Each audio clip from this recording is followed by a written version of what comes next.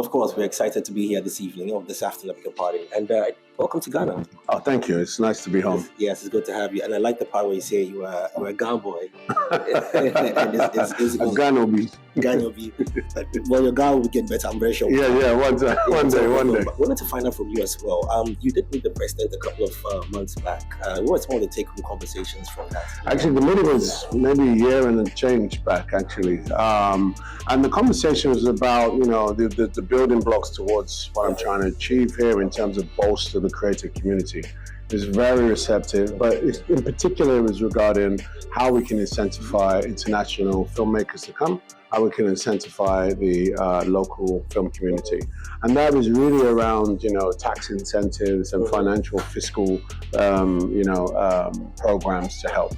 So that's a very delicate conversation. It's stuff that, is outside of my remit, but the government and His Excellency was very receptive. Is it easy convincing persons like yourself, other international movie actors, directors, and other stakeholders to play a part in African film? Is it easy? I mean, I think that there is an appetite for seeing cinema grow generally around the world, okay? Filmmakers are not necessarily, I'm British, so I have to make films in Britain. British filmmakers make films all over the world, okay? I think that it's a conversation that needs encouragement and understanding, because for a long time one could say that Africa hasn't had the particulars to build a film industry in the way we've seen around the world, but that's changing every day, and we're seeing more and more films being here. So you look at South Africa, you look at Morocco, you look at other parts, even in Senegal, where there is a steady flow of filmmaking. I think the filmmaking community, international community, are certainly looking at what the growth potential is.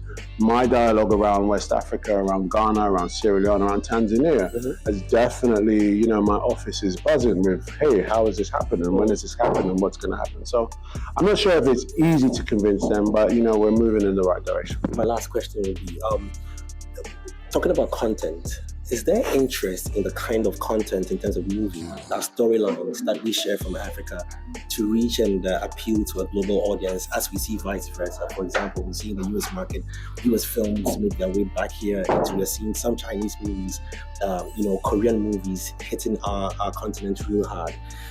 In replicating this, is the kind of content we're creating here of major interest to key stake film owners and producers in the diaspora? I think so, for sure. I mean, it's a process, okay? Uniquely familiar is a phrase that I like to use, uniquely familiar. Yeah. So it doesn't matter if it's a story from your village or my village. If somebody in, Denmark can find the story uniquely familiar, this is going to have an opportunity to be, to go there.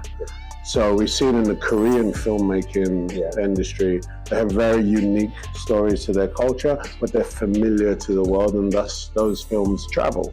And there is a very similar presence for our films and our stories.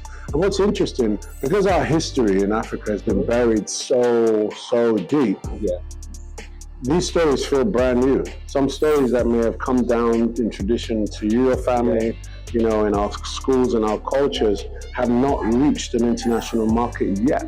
So that allows us to become really original stories. And we just have to find ways to be innovative about retelling those stories, transposing them into a modern technique, modern styles, but really dig deep into our culture. Please, thank you so very much. Thanks, man. Appreciate it.